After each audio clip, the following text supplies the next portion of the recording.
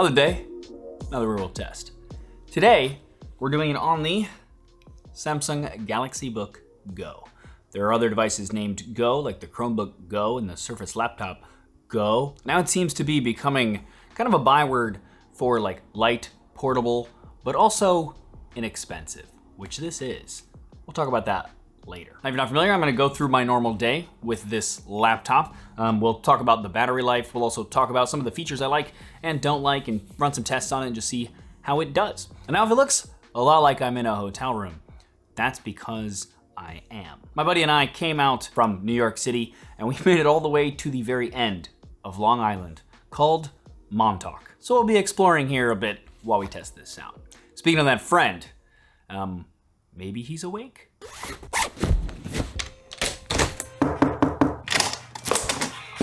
Morning. Morning. This guy. Hi. We ended up taking a train out to Montauk, which is the end of Long Island. The end. The very end. And to shoot 2 videos that we both need to get done. But, first things first. Coffee. wait. Yeah. There it is.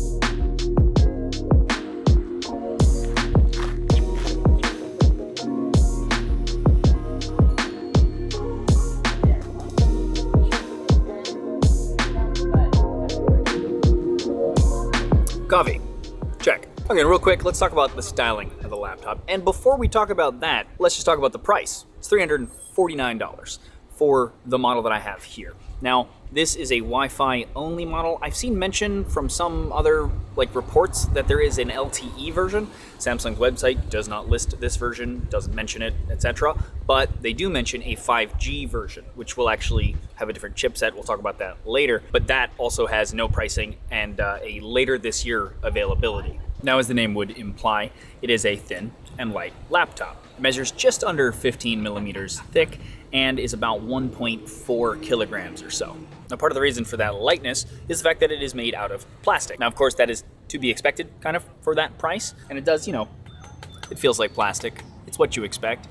But again, $350. And beyond that, Samsung does claim that it has military spec, ratings, mil standard 810G. Truthfully though, there is no third party that certifies anything like that. It's basically Samsung does their own internal testing based on an actual military standard, and then they just kind of go, yeah, this would probably pass that, and then they kind of say it. To me at least, it means that Samsung put it through more torture purposely than I would in my daily use. So maybe it's gonna be a little more durable.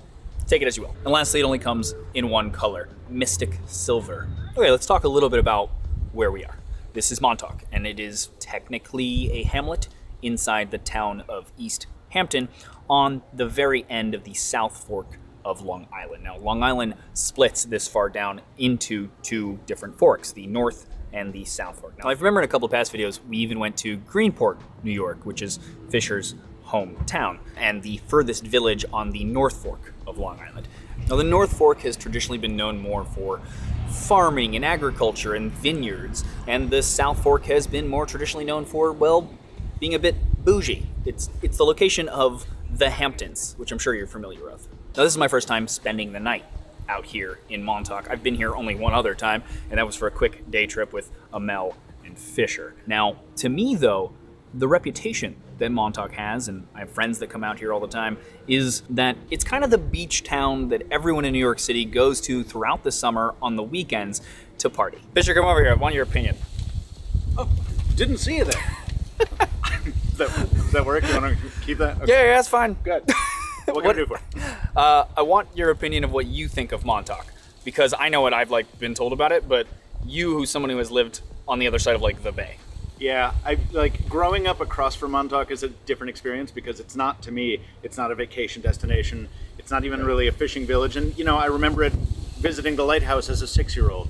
But to me, as a guy who fell into dubious conspiracy theories as a teenager, it's the place where aliens were contacted, minds were controlled, and time travel was done. And yeah, and it was the inspiration for Stranger Things. Originally called Montauk or the Montauk Project. Yeah, all that conspiracy stuff is total BS. He sounds like he's being mind controlled, doesn't he? Yeah, very different version of what this town is. Can be many things to many people, clearly.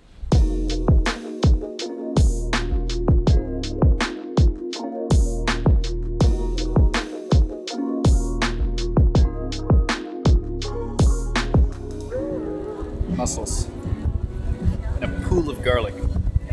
Rightfully so. Something about being near the beach, eating garlicky mussels in the sun. So good.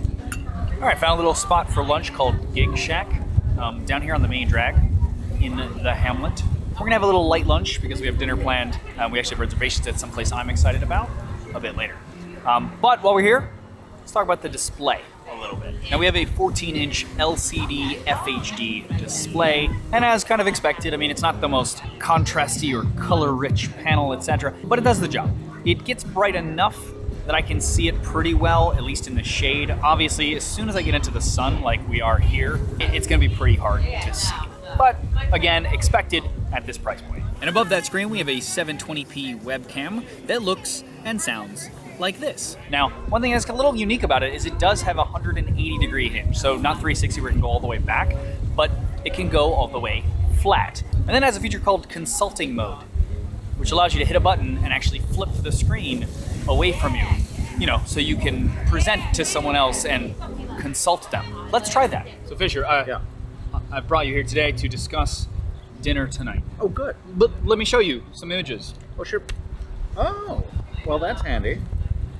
So, Very good. what do you think of that spaghetti? I would personally take it, do a little clockwise whip, pull it up from here, and then attack with garlic bread to support down under. I like the move of garlic bread over, Yeah. say, a spoon. I think that's the more traditional move, but garlic bread, way better. Got to do Brilliant. Got to do carb on carb.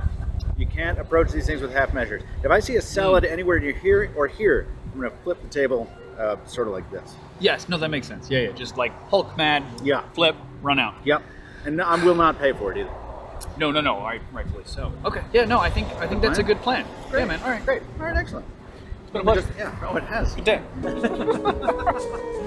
He just showed up and he's eyeballing our muscles. Northeast of Montauk with State Park. All the way to the end.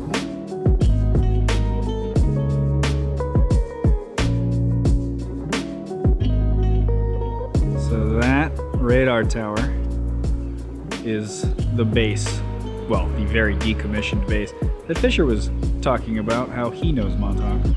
And this is the Montauk Lighthouse. And it happens to be the oldest lighthouse in New York State. It was commissioned by George Washington in 1792, and it was completed in 1796. And it's actually still in use and still functional today. Interestingly enough, this other tower next to it was built during World War II, and it's actually a fire control tower, which means that it housed like the personnel and probably the analog computers from back then to help guide guns. The guns in question here are a couple of huge battery cannons, but it was this tower's job to help them know where to aim and shoot their guns at.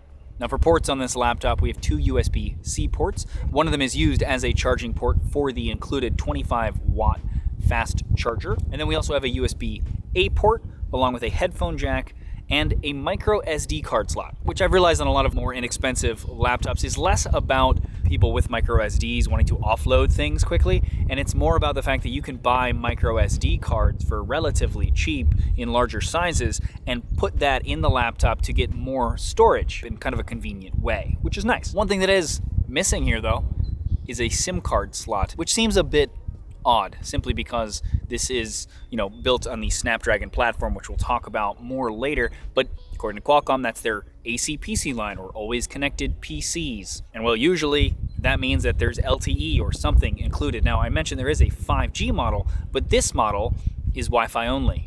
And you know that there's an integrated modem for LTE in this chipset, and yet it's not being used, which is interesting. I wonder if maybe Samsung saved a little bit of money by doing that somehow, but if it didn't add to the cost, because again, the hardware is there, but maybe it's a licensing thing, I don't know. It would be a cool differentiator for this laptop to have that connectivity at this price point. Speaking of differentiators, let's talk a little bit about the software on this laptop, because it is a Samsung laptop, and if you have a Samsung phone, there are some benefits to having both. My favorite of which is actually QuickShare, which is kind of Samsung's version of AirDrop. So it allows you to send files between your Samsung phone and your Samsung computer, like this one, pretty seamlessly. And obviously, this is the thing that Samsung is trying to push because they want more people in that ecosystem in the same way that Apple does. Like, I could see if you have a Samsung phone how the idea of a Samsung laptop might start to obviously seem more and more compelling.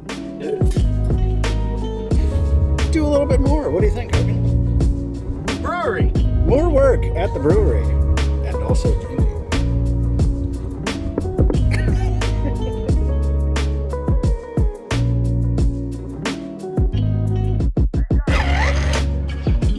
Now this is Montauk Brewery.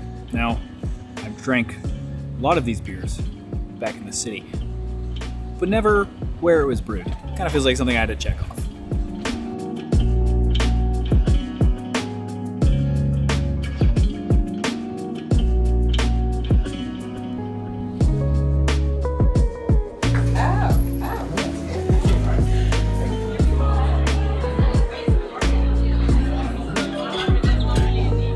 Okay, so last night when we were here in town for our first night, I overheard a lady talking about a restaurant name that I haven't heard in 5 years or so.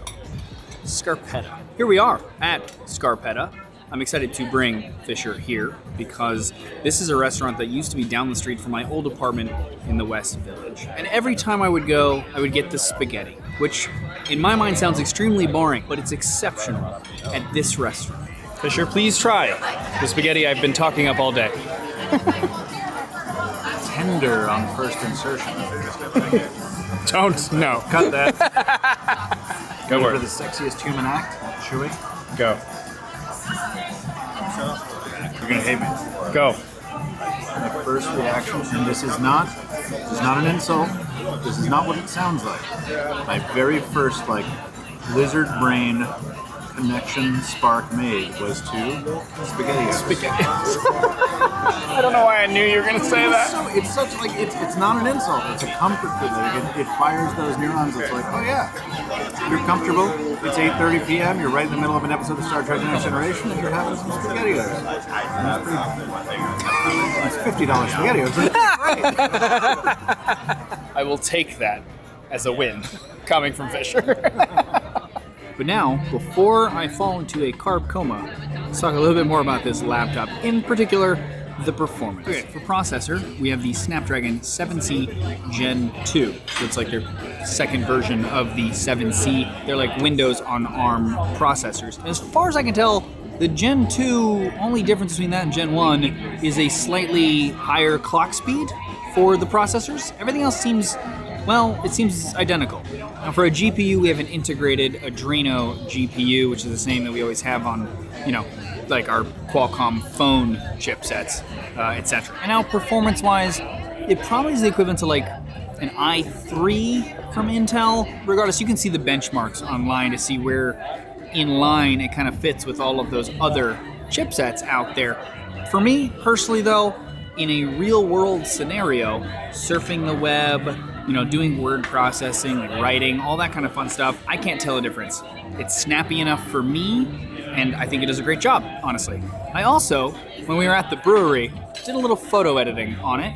In Lightroom, I went in, I did the auto settings to see how that did. It was instant, which is great. Some computers that takes a second. And then also messed with the sliders a little bit just to see how it responded, and it did just fine. I exported it out, that went well as well, and then I pulled that into Photoshop, and I did the normal test that I like to do, which is I use the quick selection tool, which uses a little bit of AI processing and calculations to do its thing and select an area on the screen. Then I copied that as a layer, made some changes to it, grabbed another layer, and made more changes to it. And on some computers, this actually bogs down right here, this step.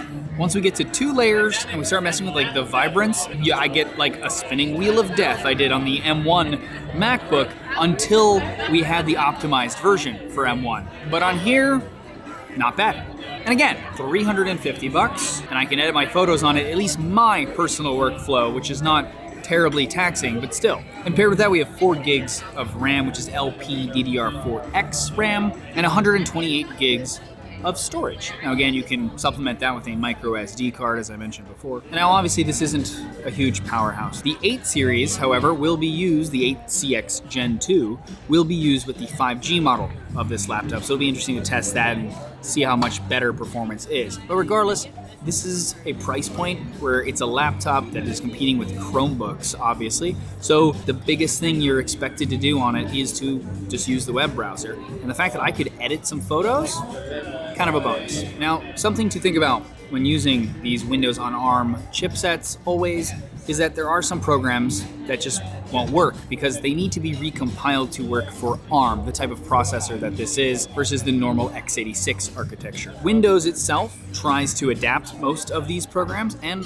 personally, I found, at least on this, doing the things that I expect to do on a Chromebook and also adding Lightroom and Photoshop, interestingly enough, work just fine. But that's my use case for like the programs that I usually use, except for Google Drive File Stream, which is a program that kind of ties into Windows Explorer and lets me access my Google Drive through the Explorer.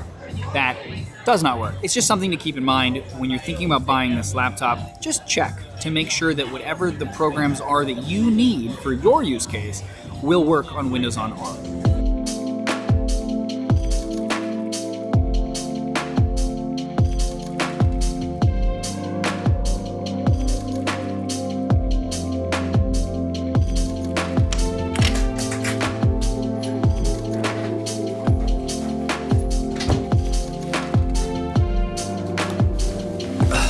Okay, calling it a night. And honestly, I think you did pretty good.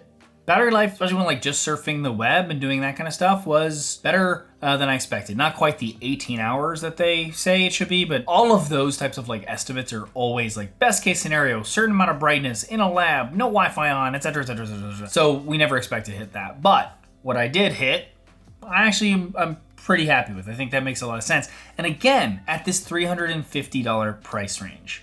Compared to a lot of other laptops in that price range, like with the battery life you get, the real world usage that you get, like the fact that I could edit my photos on this, I really did not expect that. So that was a pleasant surprise. But yeah, that price. The only thing I think I would have liked to see, and I think a lot of people would have liked to see, is the inclusion of some form of connectivity. And that's more so because Qualcomm, the maker of the chipset, kind of pitches this whole genre of PC as an always connected PC, so it kind of makes sense to be always connected when it's not. It's not the end of the world. I feel like it's still competitive in that price range, but that connectivity I think would have pushed it over the edge a little bit and made it a more of a standout option amongst this price range, if it stayed within that price range. We will see though how the 5G one is. I imagine it is going to be a bit more expensive though, just because it is also that not just having connectivity, but it'll be the higher chipset as well. So we'll see. But there you go. Let me know what you guys think in the comments below of this video, of the laptop itself. Always appreciate hearing from you guys, trying to improve the series as best as I can. Of course, went a little vloggy on this, but you guys seem to not mind. So I appreciate that. I enjoy making them. So again, let me know in the comments. Now, of course, I will also leave the best price that I could find on this laptop in the description below. Also, my buddy Fisher that you saw in this video is going to be doing his review of the Sony Xperia 1 Mark III from here in Montauk. So go check that out below as well. But if you enjoyed it, please thumbs up or share it. It's greatly appreciated. Also, check out the rest of the channel. If you like what you see there, please subscribe and ding the bell next to word subscribe so you get notified when I do new videos. As always though, regardless, thanks for watching.